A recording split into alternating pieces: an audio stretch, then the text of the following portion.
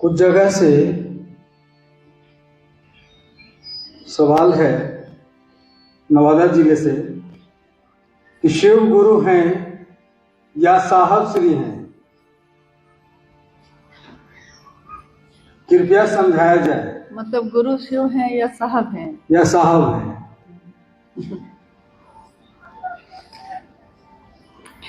जिस धरती पे हम लोग बैठे हैं, बुद्ध की धरती कही जाती है ये। एक बार साहब ने कहा, हम लोग बैठे थे, साहब ने कहा कि एक बात पे आप लोग गौर करिए कि बुद्ध आए और उन्होंने मूर्ति पूजा का विरोध किया। मतलब लोगों के बीच कहा कि मूर्ति की पूजा नहीं होनी चाहिए। जब वो शरीर से चले गए तो सबसे ज्यादा मूर्ति किसकी मिलती है? सबसे ज्यादा मूर्ति बुद्ध की ही बिकने लगी। सच्ची बात है कि नहीं ये?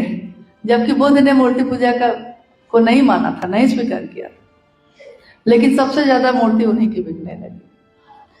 वरेण्य गुरु भ्राता साहब श्री हरिनंदन जी ने हमेशा अपने उद्बोधन में ये कहा है कि मैं शिव का शिष्य, यानी शिव के शिष्य हैं वो।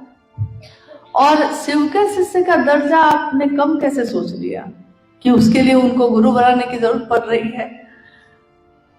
क्योंकि शिष्य तो गुरु से अलग होता ही नहीं है, वो तो अपने गुरु के अनुसार चलता है। उन्होंने कहा कि शिष्य कौन होता है? जो गुरु के आदेश के अनुसार चलता है। वो बूंद होता है लेकिन समुद्र में मिलता है, अपना अस्तित्व भूलकर। तो एक शिव के शिष्य के बारे में अगर हम लोग ये कहेंगे कि गुरु वो है कि शिव है, तो हम ऐसा ही करेंगे कि जो साहब को पसंद हो वो बात कहेंगे ना। उन्होंने कहा कि भाई रक्षाबंधन का अगर मौका है, आपकी बहन को आप बहुत प्रेम करते हैं, बहन को लाल रंग पसंद है, आपको हरा रंग पसंद है, तो आप खरीदने वाले हैं बहन के लिए, तो आप कौन सा रंग खरीदिएगा? कौन सा खरीदेंगे? लाल। क्यों? क्योंकि बहन को देना है ना, बहन के लिए करना है। तो बहन के लिए करना है तो उसकी पसंद के अनुसार न करिएगा। शिव की शिष्यता में साहब ने क्या कहा? उन्होंने तो कहा कि गुरु शिव को बनाओ। हाँ, अब अपनी अपनी अपनी अनुभूति हम लोगों की अलग अलग हो सकती है, लेकिन उन्होंने कहा कि आपकी जो अनुभूति है उसको अपने तक रखिए, दुनिया में वो कहिए जो मैं कहता हूं। मुझको आप जो समझते हैं समझिए, लेकिन लोगों को वही कहिएगा जो मैं कहता हूं।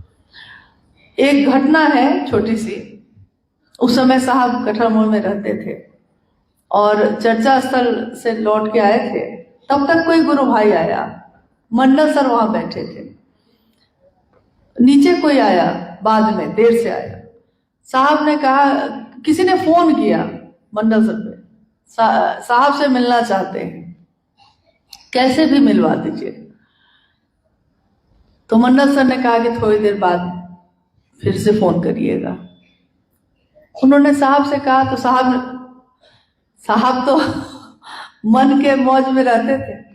तो उन्होंने कहा कि कह दो कि मैं नहीं हूं। उन्होंने कहा कि कह दीजिए कि मैं नहीं हूं। फिर फोन आया, लेकिन वो फिर से निवेदन करने लगा। तो इन्होंने क्या किया, मंडल सर ने, उन्होंने कहा कि साहब नहीं है। तो उसने कहा कि कहाँ है तू? तो लास्ट में गुस्सा के उन्होंने कहा कि है यहीं, लेकिन कह रहे हैं ना हम आपको कि वो नहीं मिलेंगे, वो है रांची में, नहीं मिलेंगे। फोन रखने के बाद साहब उन पे इतने नाराज हुए। उन्होंने कहा कि मैंने क्या कहा आपको कि कह दो कि मैं नहीं हूं। आपको क्या कहना था? कि मैं नहीं हूं। लेकिन आपको तो क्षेत्र में आदमी बनाना था ना, आप मेरे नहीं बन सके, आप क्षेत्र में आदमी बनाने लगे। तो आपको जो लोगों ने कहा तो वो आप मेरी बात को नहीं दोहरा सके। कुछ दिन तक नाराज रहे, और जब नाराज रहे खाना ही छोड़ देते थे। सबसे पहले भोजन छूटता था।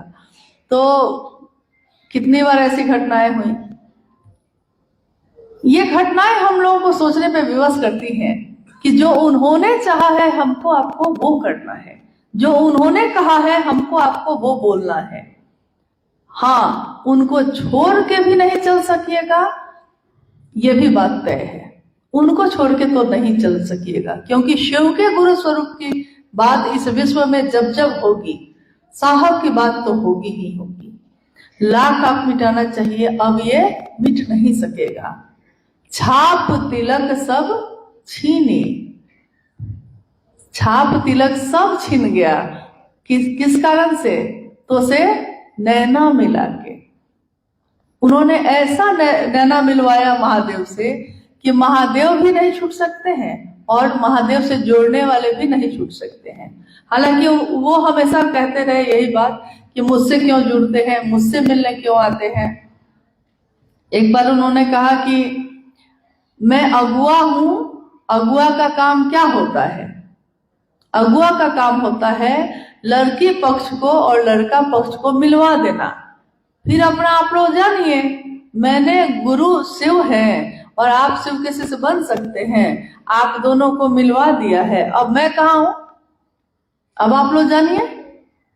तो मैंने उस समय उनको कहा, सारे लोग हम लोग बैठे थे वहां, कि बात तो आपने सही कही है कि अगुआ का काम होता है दो सत्ताओं को मिलवा देना। शादी सफल हो गई तब तो अगुआ को कोई नहीं खोजता है, लेकिन अगर शादी सफल नहीं हुई तब दोनों पक्ष अगुए को खोजता है दोनों, छोड़ता नहीं है उसको। तो वही साहब की बात है, सफल हो जाए या असफल हो जाए, जो भी मिले, ये जुस्तजू तो है, इस जुस्तजू में ये कारवां तो है। हम सब इस दुनिया के रहने वाले तो हैं, जो हम रहते तो हैं। इसलिए साहब ने जो कहा है उस बात को करने की कोशिश कीजिए। उनकी खुशी जिसमें है वो करिए। उनकी खुशी है कि आप शिव का नाम लीजिए, लेकिन उसके साथ साथ ये किसने कह दिया कि साहब का नाम मत लीजिएगा? क्योंकि अगर ये शिव गुरु का मंच है, अगर ये शिव गुरु की शिष्टता की बात है, तो इसमें साहब दीदी का जिक्र अगर नहीं होगा तो ये कुछ वैसा ही हो जाएगा कि फूल तो खिले हैं, सुगंध ही नहीं है। हालांकि साहब के जीवन में ऐसा बहुत बार हुआ कि कांटे ही कांटे मिले उनके जीवन में। उन्होंने लिखा भी है और कहा भी है कि ये जीवन मुझको कांटे ही देती रही, लेकिन हम लोगों को याद रखना चाहिए कि कांटों पे चढ़ के ही फूलों का राजा गुलाब खिलता है। कांटों पे चढ़ के ही तो खिलता है वो। दुनिया फूलों की सुगंध को देखती है, फूलों की सुंदरता को देखती है, कांटों के तरफ तो कोई देखता भी नहीं। कोई देखता है कांटों को? शिव की शिष्टता वैसा ही फूल बनकर इस दुनिया में खिली है। उसकी सुगंध से सारे लोग सुंदर सुगंध से सुवासित होते हैं, प्रभावित होते हैं। कांटे कितने मिले हैं इस रास्ते पे चलने में, ये दुनिया के लोगों को कोई इससे मतलब नहीं है। लेकिन जिस दिन साहब और दीदी ने इस रास्ते को चुना था, उनके जीवन में, उनके रास्ते में कांटे ही कांटे थे। सारे कांटे उनके पैरों में चुभे, लेकिन उन्होंने हमारे आपके लिए फूलों का रास्ता बनाया। आज हमको कोई परेशानी नहीं होती। हम लोगों के लिए तीनों सूत्र है, हम लोगों को पता है कि मंजिल क्या है। उस दिन उनको मंजिल भी पता नहीं थी, कोई रास्ता नहीं था, कोई दिखाने वाला नहीं था, शिव भी मिल नहीं रहे थे। वैसी जगह पे भी वो चलते रहे और लोगों के लिए रास्ता बनाता हुआ उनका मन भी चलता रहा। अगर वो नहीं करते तो आज हम कहाँ होते, और आने वाले समय में एक दिन हम और आप भी नहीं होंगे। इन्होंने अभी अनुभैया ने समाधि स्थल की बात कह रहे थे, वो बात समाधि स्थल की सिर्फ नहीं है।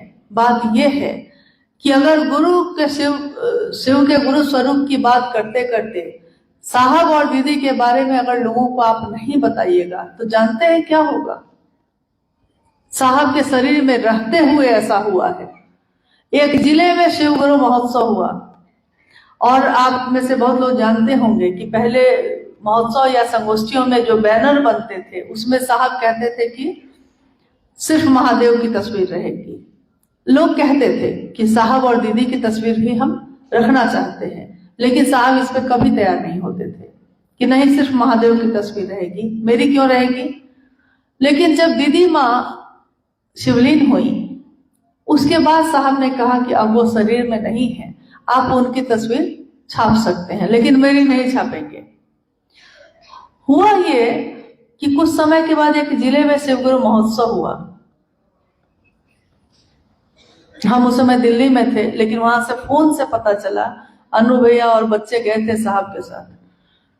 पता चला कि जब उस शहर में साहब प्रवेश किए तो जब महोत्सव होता है तो नहीं हम लोग शहर के बाहर बड़ा बड़ा बैनर पोस्टर लगा देते हैं, तो उस पोस्टर और बैनर पे महादेव की तस्वीर थी, दीदी की थी, और साथ साथ वहां के जो मुख्य आयोजक थे हर जगह उनकी तस्वीर लगी थी। ये सुनकर ऐसा लगा जैसे आपके शरीर में लोग बहुत सारी सुई एक साथ चूहो दे तो कैसा लगेगा। ये कोई सोच भी नहीं सकता है कि उस स्थान पे कोई और हो, ये हम लोग की कल्पना में भी नहीं है। लौटने के बाद मैंने साहब से बहुत निवेदन किया और सारे लोगों ने कहा वहां कि जी अब अपनी तस्वीर को छापने की अनुमति आप दीजिए। मैंने भी कहा कि अगर अब आप नहीं देंगे तो होगा ये कि हर व्यक्ति अपने अपने क्षेत्र में अपनी तस्वीर चिपका लेगा। शिव की शिष्यता में गुरु शिव है, शिव की शिष्यता में हमको चलाने वाले साहब एक है, दीदी एक है, और कोई नहीं हो सकता। और अगर ऐसा होता है हम लोग के रहते तो आप इसकी कल्पना कर लीजिए कि हम लोग भी एक दिन न रहेंगे तो आने वाले समय में लोग इसका कितना बड़ा व्यापार बनाने वाले हैं। इसीलिए सावधान होने की घड़ी अभी ही है।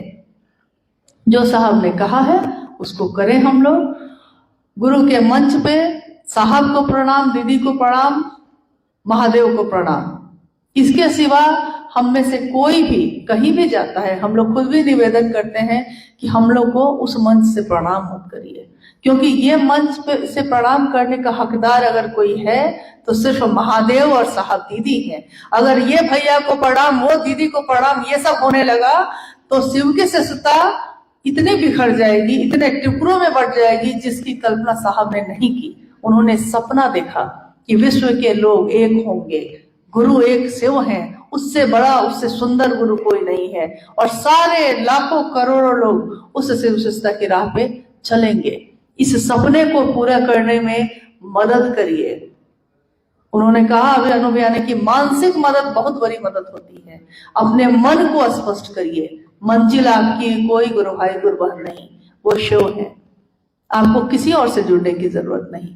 साहब ने कहा कि आज ये डाली हरी है, आप उस पे लटक गए हैं कि हरी तो है, ये गुरु भाई तो बहुत महादेव की बात करते हैं, ये गुरु बहन तो बहुत महादेव की बात करती हैं, और अगर वो टूट गए तब आप कहाँ जाएंगे। तो हमको जोड़ना ही क्यों है। साहब ने खुद से नहीं जोड़ा, साहब ने खुद के लिए प्रेरित नहीं किया, अपनी स्थापना नहीं की, तो हम आप क्यों करेंगे। जो उन्होंने कहा है वही करने की कोशिश हम सब करें।